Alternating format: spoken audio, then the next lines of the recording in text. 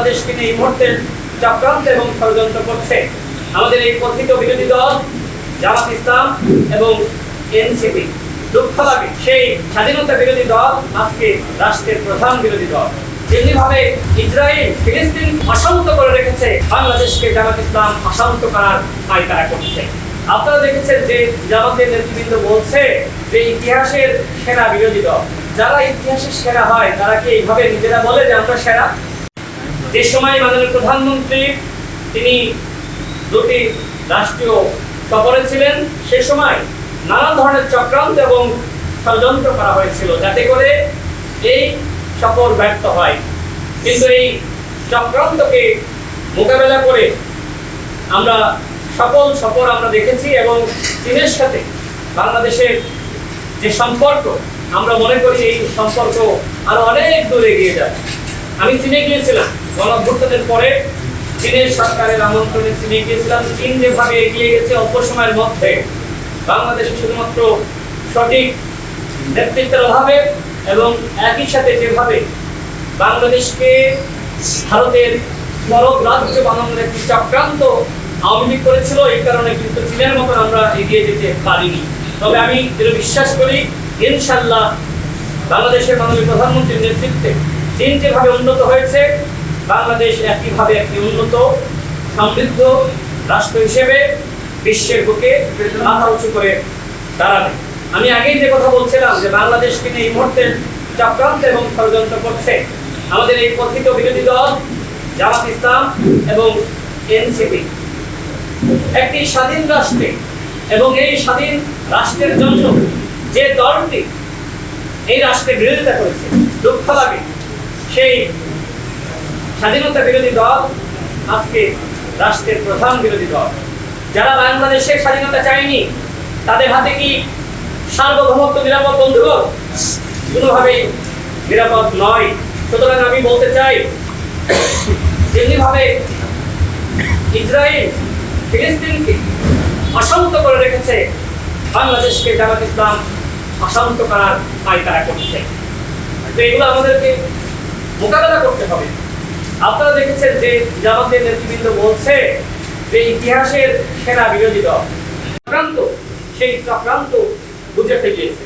তারা নিজেদেরকে অনেক বুদ্ধিমান দাবি করছে। আমরা জানতাম, আমরা মনে করতাম যে জামাত ইসলাম এবং শিবিরের লোকজন বেশি শিক্ষিত, তারা বেশি মার্জিত, তাদের নাকি প্রশিক্ষণ দেওয়া হয়।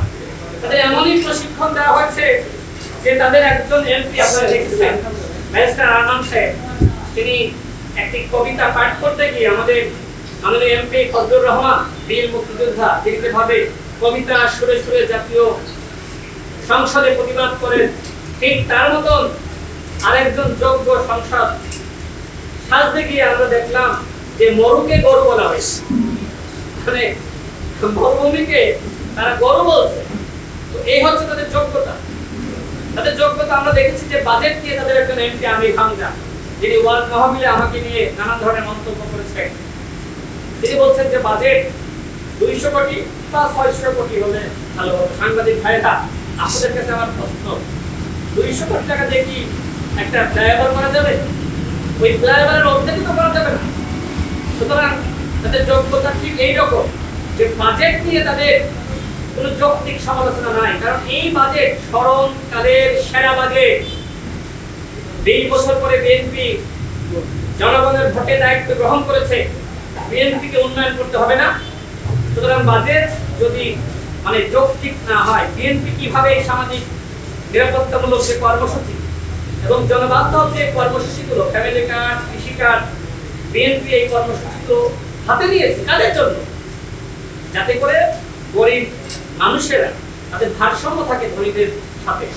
দেখেন না এই বাজেটে 60টা নিত্যপণ্যের দাম যাতে না বাড়ে, এই জন্য আপনার ট্যাক্সের পরিমাণ কমানো হয়েছে, ভ্যাটের পরিমাণ কমানো হয়েছে।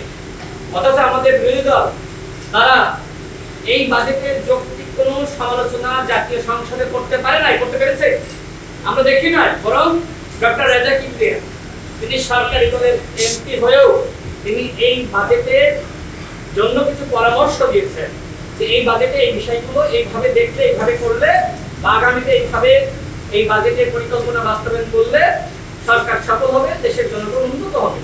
এখন আপনারা যে বললেন যে আমরা ছায়া সরকার গঠন করেছি, আমরা ছায়া মন্ত্রিসভা গঠন করেছি, তাহলে আপনাদের এই ছায়া বাজেট নিয়ে ছায়া অর্থমন্ত্রীকে ডক্টর রাজাক ইব্রাহিম যেভাবে তিনি এই বাজেটের যৌক্তিকতা এবং একই সাথে কিছু সমালোচনা করেছেন, আপনারা তো পারেন না, এত যোগ্যতা একজন তো পারেন না। সংসদে এখন আপনারা মুখরোচক কথা বলছেন যে যারা ঋণ খেলাপি তারাও নাকি এই সংসদে রয়েছে। হাসরাত আব্দুল্লাহ নাকি লজ্জা লাগছে এই সংসদ শেয়ার করতে। হাসরাত আব্দুল্লাহ বলছে যে আমি 1 টাকারও দুর্নীতি করি নাই, যদি কেউ 1 টাকার দুর্নীতির প্রমাণ করতে পারে আমি এই সংসদ থেকে ইস্তফা দিব। যারা ইতিহাসে সেরা হয় তারা কি এইভাবে নিজেরা বলে যে আমরা সেরা?